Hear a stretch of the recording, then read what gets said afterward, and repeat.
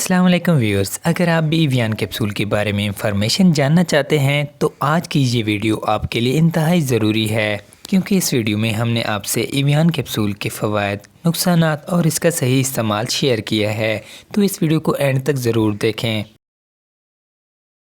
Evian capsule मार्टेन डा pharma का बनाया गया है और इसकी मेन फार्मूलेशन में शामिल है विटामिन ई। इवियान कैप्सूल काफ़ी फेमस कैप्सूल है और इसके बेशुमार फ़वाद हैं। इवियान कैप्सूल मसल्स को ताकत देता है और जिस्म में वीकनेस को ख़त्म करता है। जिस्मानी कमज़ोरी की वजह से जिस्म में होने वाले दर्द के लिए ये कैप्सूल बहुत ही ज़बरदस्त कैप्सूल है। अगर कमज़ोरी की वजह से आप कोई भी काम करते हैं तो आपके जिस्म में थकावट महसूस होती है, उसके लिए ये कैप्सूल बहुत ही एक अच्छा कैप्सूल है। स्किन के लिए इवियान कैप्सूल का एक बहुत ही अहम रोल है। इवियान कैप्सूल के लगातार इस्तेमाल से आपकी स्किन ग्लो करती है। इवियान के इस्तेमाल से आपके जिस्म पर मौजूद दाग धब्बे और छाया भी काफ़ी हद तक कम होते हैं।